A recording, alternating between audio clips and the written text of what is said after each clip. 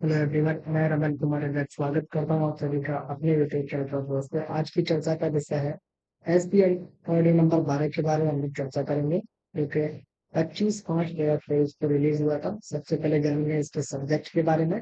इसका सब्जेक्ट है कि जो केवाईसी है, जो एएमएल है, एएमएल का पूरा नाम है एंटी मनी लॉन्ड्रिंग, और जो सीएफटी है, combat the financing of terrorism, इससे संबंधित जो नियम थे उनको अब रिवाइज कर दिया गया है। ये इसका सब्जेक्ट है। तो सिंपली आप लोगों को ध्यान रखना है कि ये जो केवाईसी की फुल फॉर्म है, ये आप लोगों से पीए के एग्जाम में पूछी हुई है। पीए के एग्जाम में आप लोगों को एएमएल, एंटी मनी लॉन्ड्रिंग, इसकी फुल फॉर्म पूछी गई है। और पीए के एग्जाम में ही आपसे सीएफटी की फुल फॉर्म पूछी गई है, कॉम्बैक्टिंग द फाइनेंसिंग ऑफ टेररिज्म। ये सारी जो फुल फॉर्म है वो आप लोगों से पूछी गई है, तो इनका ध्यान रखेंगे। इन रूल्स में बदलाव हुआ है। सबसे पहले जो मास्टर सर्कुलर था, ये SB order number 4, SB order number 14, जो कि 2012 में रिलीज हुआ था, 9/10/2012 को। उसके बाद में ये अब रिवाइज हो रहा है, यानी कि अब आएगा आपका मास्टर सर्कुलर नंबर 2। और इसमें क्या हुआ है कि जो डिपार्टमेंट ऑफ इकोनॉमिक अफेयर्स है और जो मिनिस्ट्री ऑफ फाइनेंस है, उन्होंने जीएसपीआर का मतलब है गवर्नमेंट सेविंग प्रमोशन रूल्स 2018, और नेशनल सेविंग स्कीम्स रूल्स 2019 के हैं, जो कि 18/12/2019 को रिलीज हुए थे। इनमें कुछ बदलाव किए गए हैं, और क्या बदलाव किए गए हैं वही इस एसबी ऑर्डर नंबर में बताया गया है। तो आप लोगों को ध्यान रखना है कि इससे पहले हम लोग क्या करते थे कि जो केवाईसी वगैरह है, या जो अकाउंट ओपनिंग की जो प्रोसेस है वो थोड़ी सी अलग थी, लेकिन सीडीएस होने के बाद, कोर बैंकिंग सॉल्यूशन होने के बाद में इनमें थोड़ा सा परिवर्तन आया है। साथ के साथ आप लोगों को ध्यान रखना है कि फाइनेंशियल इंटेलिजेंस यूनिट इंडिया, जिसे शॉर्ट में FIUIND के नाम से भी जानते हैं, या financial action task force, FATF जिसका शॉर्ट नेम है, इन लोगों ने डिसाइड किया है कि जो एंटी मनी लॉन्ड्रिंग और जो सीएफटी के जो रूल्स हैं, इनमें अब सुधार करना चाहिए। और इसमें क्या होगा कि जो केवाईसी, एएमएल, सीएफटी की जो कंडीशंस हैं, इनको अब रिवाइज कर दिया गया है। और रिवाइज करके मास्टर सर्कुलर नंबर 2 लेके आए हैं ये लोग। और ये जो मास्टर सर्कुलर नंबर 2 है, ये काफी लेंदी है, काफी लेंदी है। एक्चुअल में ये आपके एग्जाम में जितनी भी फुल फॉर्म्स है वही आपके एग्जाम तक अच्छी है। बाकी इसके बारे में आप लोग, जो 12 पेजेस का जो ये यूएसबी ऑर्डर है, ये शायद आपके एग्जाम में ना पूछा गया पीए एग्जाम पे। पीए के ऊपर ग्रुप बी के एग्जाम्स है, वहां पर जरूर ये पूछा जा सकता है। लेकिन फिर भी हम लोग इस पर कोशिश करते हैं थोड़ा सा जानने की। सबसे पहले केवाईसी की फुल फॉर्म, एएमएल और सीएफटी की जो फुल फॉर्म है, वो आप लोग ध्यान रखेंगे। तो इनकी फुल फॉर्म आप लोगों को ध्यान रखेंगे, और इसके अलावा आप लोगों को क्या ध्यान रखना है कि इसमें कस्टमर की डेफिनेशन बताई गई है कि कस्टमर क्या होते हैं। तो कस्टमर आप मान के चले कि कोई भी व्यक्ति, अकेला व्यक्ति है जो खाते को मेंटेन करता है, या कैश सर्टिफिकेट लेता है, या पोस्ट ऑफिस के साथ बिजनेस रिलेशनशिप में है, वो हमारे लिए कस्टमर है। कोई भी व्यक्ति जिस जो किसी और के ब्याह पर अपना खाता चला रहे हैं, जैसे माइनर थे, हाँ, माइनर के जो अकाउंट्स है वो पेरेंट्स के थ्रू होते हैं, या मदर के या फादर के थ्रू। तो ये सारे लोग भी अपने लिए चाहे कस्टमर भी है। फिर आप लोग जानेंगे गाइडलाइंस के बारे में। तो सबसे पहले है जनरल गाइडलाइन। जनरल गाइडलाइंस में आप लोगों को सिर्फ और सिर्फ इतना सा ध्यान रखना है कि जो अकाउंट्स आप खुलवाते हैं या सेविंग सर्टिफिकेट परचेज करते हैं, इनको आपको रीसेल नहीं करना है, यानी कि आपने अपने नाम से लिए और आप किसी और को बेचे, ऐसा नहीं करना है। ये सही पॉलिसी नहीं है। नेक्स्ट, केवाईसी पॉलिसी में आप लोगों को 4 एलिमेंट्स का ध्यान रखना है: customer acceptance policy, risk management, customer identification procedure, monitoring of transaction, record keeping and reporting. तो इनमें आप लोगों को सिंपली ये जो आपका एग्जाम है इससे रिलेटेड यहाँ पर कुछ भी नहीं है। नेक्स्ट, आप लोगों को क्या ध्यान रखना है कि कस्टमर एक्सेप्टेंस पॉलिसी क्या है, सीएफपी क्या है। तो इसमें आप लोगों को ध्यान रखना है कि कोई भी अकाउंट किसी बेनाम, ना बेनाम का मतलब है कि ऐसा कोई व्यक्ति इस नाम का ना हो। जैसे अगर कोई अकाउंट मेरे नाम से खुलता है, तो मेरे नाम का कोई व्यक्ति नहीं है, इस तरीके के कोई भी अकाउंट नहीं खोलने हैं। जैसे कोई बजरंग बली के नाम से खेलता है। बजरंग तो किसी का नाम हो सकता है, लेकिन बजरंग बली मोस्टली आपको नाम नहीं मिलेगा। या फिर कई अलग जो नाम है, मतलब जो पॉसिबल नहीं है उस नाम का कोई व्यक्ति है ही नहीं, ऐसे अकाउंट्स आप लोगों को नहीं खोलने हैं। और ऐसे अगर चल भी रहे हैं तो आप लोगों को वो क्लोज करने होते हैं।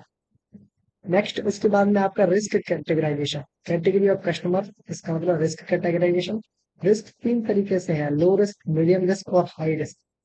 लो रिस्क में सिंपली आप लोगों को क्या ध्यान रखना है कि कोई भी अकाउंट है उसमें अगर 50,000 रुपए हैं, या एक से ज्यादा अकाउंट या सेविंग सर्टिफिकेट है, तो उनका जो बैलेंस है वो 50,000 रुपए से ज्यादा है, या 50,000 रुपए तक है, ये मान के चला कि 50,000 रुपए तक है, यानी कि जीरो से लेकर के 50,000 रुपए तक अगर आपके अकाउंट्स में जमा है, या मल्टीपल अकाउंट्स या सेविंग सर्टिफिकेट्स हैं आपके पास में, तो वो लो रिस्क मानेंगे। अगर आपका जमा 50,000 से ज्यादा है और 10 लाख तक है, तो आप लोग मीडियम रिस्क में आते हैं। और नेक्स्ट आपका हाई रिस्क में कौन से लोग आते हैं? हाई रिस्क में वो आएंगे जिनके अकाउंट्स के बैलेंस 10 लाख से ऊपर है, वो सारे हाई रिस्क में आएंगे। और साथ के साथ में जो पॉलिटिकली एक्सपोज पर्सन होते हैं जो कि इंडिया से बाहर रहते हैं, वो भी हाई रिस्क कैटेगरी में ही आते हैं, इस बात का ध्यान रखिएगा। नेक्स्ट आपको केवाईसी का ध्यान रखना है। केवाईसी भी इसी तरीके से है कि सभी रिस्क कैटेगरीज के लिए क्या क्या करना है आप लोगों को, कि फोटोज लेने हैं कम से कम दो, अगर डीओ में अकाउंट खुला है तो 3 ले सकते हैं। रिसेंट फोटोज लेने हैं, ज्वाइंट अकाउंट है तो ज्वाइंट अकाउंट होल्डर जितने भी हैं उन सबके फोटोज लेने हैं। आइडेंटिफिकेशन प्रूफ में आपको क्या लेना है? आधार कार्ड लेना है और पैन कार्ड लेना है, और प्रूफ ऑफ आइडेंटिटी और एड्रेस के लिए ये सारी चीजें लेनी है। अगर ये नहीं है तो आप लोग क्या करें, पैन कार्ड के अलावा पासपोर्ट है, ड्राइविंग लाइसेंस है, वोटर आईडी है, वोट कार्ड है, और एनपीआर, नेशनल पॉपुलेशन रजिस्टर में अगर किसी के नाम दर्ज है तो वहां से आप लोग लेटर लेके आ सकते हैं। इन सारी चीजों को आप लोग दे सकते हैं। और साथ के साथ क्या ध्यान रखना है कि जो फोटोज आप लोग देते हैं डॉक्यूमेंट्स में, यानी कि अगर आप आधार कार्ड दे रहे हैं, पैन कार्ड दे रहे हैं, तो इनके जो कॉपीज हैं इनको आपको सेल्फ अटेस्ट करना है, यानी कि जो कस्टमर है उसी के इस पर सिग्नेचर होने चाहिए, सेल्फ अटेस्टेड होना चाहिए। और अदर इंस्ट्रक्शंस क्या है कि अगर आपका ज्वाइंट अकाउंट है तो आपके जो आईडी और एड्रेस प्रूफ जो भी है सभी ज्वाइंट अकाउंट होल्डर्स के होने चाहिए। इस तरीके से आप लोग जो इंस्ट्रक्शन है इनको भी आप लोग एक बार देख लेंगे। हाई कैटेगरीज के लिए क्या है, proof of source of fund लाना पड़ेगा, यानी कि आपके पास में इतनी जो राशि है 10 लाख से ऊपर वो कहाँ से आई, उसका आपको जो प्रूफ है वो देना पड़ेगा कि आप लोगों के पास में इतना पैसा है वो कहाँ से आया। नेक्स्ट, कस्टमर ड्यू डिलिजेंस, जिसे CDD कहते हैं, या री केवाईसी भी करनी होती है। किन की करनी है? अगर आप रिस्क कैटेगरी में आते हैं, क्योंकि अगर आपकी रिस्क कैटेगरी लो है तो आपको प्रत्येक 7 साल बाद में केवाईसी या कस्टमर ड्यू डिलिजेंस यानी कि CDD देना होता है। मीडियम रिस्क में आते हैं तो आपको हर 5 साल में, और हाई रिस्क में आते हैं तो हर 2 साल बाद में आपको CDD या आपको री केवाईसी करवानी होती है, ऐसा आप ध्यान रखिएगा। ऑपरेटिंग प्रोसीजर में क्या है कि जो केवाईसी डॉक्यूमेंट्स है वो अटेस्टेड होंगे। ये सारी चीजें आप लोग एग्जाम के पॉइंट ऑफ व्यू से आपके लिए बिल्कुल भी इम्पोर्टेंट नहीं है, इस बात का आप लोग ध्यान रखें। इसको आप लोग रीड कर सकते हैं, इसमें सिंपली कुछ नहीं है। आप लोगों को इसमें ये बताएगा कि आप लोग अकाउंट ओपन करते हैं, नॉर्मली जब आप अकाउंट ओपन करते हैं तो किन किन बातों का ध्यान रखते हैं, किन किन चीजों को आप लोग डॉक्यूमेंट्स को कौन कौन से लेते हैं, वो सारी जो फॉर्मेलिटीज है वो आप लोगों को बताई हुई है ऑलरेडी। आप लोग इसको इसके ऊपर काम कर रहे हैं, तो वहां तक आप लोगों को परेशान होने की जरूरत नहीं। इस पीएसबी ऑर्डर में सिर्फ और सिर्फ इतना सही है, सिर्फ और सिर्फ अकॉर्डिंग टू मी आप लोग इसके जो एक तो रिस्क कैटेगरी से संबंधित के लो रिस्क में कौन आते हैं, हाई रिस्क में कौन आते हैं, और मीडियम रिस्क में कौन आते हैं, इन तीनों का ध्यान रखें। इसके अलावा इसका सब्जेक्ट ध्यान रखें, और जो 3-4 प्लेटफॉर्म्स है उनका ध्यान रखें। आपका जो काम है वो वहीं से हो जाएगा। तो सिर्फ और सिर्फ आप लोगों को फिर लास्ट में आपको जो ट्रांजेक्शन है कैसे करने हैं वो सारी चीजें बताइए। तो बेसिकली जो एसपी ऑर्डर है यहाँ से आपके एग्जाम में कुछ खास पूछने लायक इसमें है नहीं। और ये मेरा पूरा रीड किया हुआ है, आप लोगों को ये चाहिए तो आप लोग इसको ले सकते हैं। साथ के साथ में एसपी ऑर्डर नंबर 12 जो कि 29/5 पे रिलीज हुआ था, इसमें क्या है, ये भी सेम ही है जो 11 नंबर का जो एसपी ऑर्डर है, इसमें दो चीजें गलत की है। एक तो आपका जो पॉइंट नंबर 2.4.1 है वहां पर डज नॉट एक्सीड लिखा है, वहां पर आपको एक्सीड लिखना है। साथ के साथ में 2.4.1 में हाई रिस्क आपको पढ़ना है।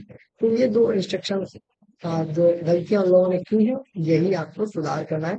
इस रिपोर्ट पर कैट हॉरिजेंटल है, एसपीओ नंबर 12 जो है हॉरिजेंटल यानी कि शुद्धि पत्र है। जो 11 में जो गलतियां हुई है वो 12 में उन लोगों ने सुधार करके आप लोगों को दी है। इसलिए आप लोगों को जो एसपीओ नंबर 11 और जो 12 है, इसमें दो तीन चीजें ध्यान रखना है। एक तो फुल फॉर्म्स है, जैसे एएमएल की है, सीएफटी की है, केवाईसी की है, और जो सीडीडी की है, और रिस्क कैटेगराइजेशन में अमाउंट जो है उसको ध्यान रखें। ये सारी चीजें आप लोगों को ध्यान रखें। बाकी दोनों में एसपी ऑर्डर्स में कुछ खास एग्जाम से रिलेटेड नहीं है। तो फिलहाल के लिए इस वीडियो को करता हूँ मैं एंड। ये है इस वीडियो का। धन्यवाद।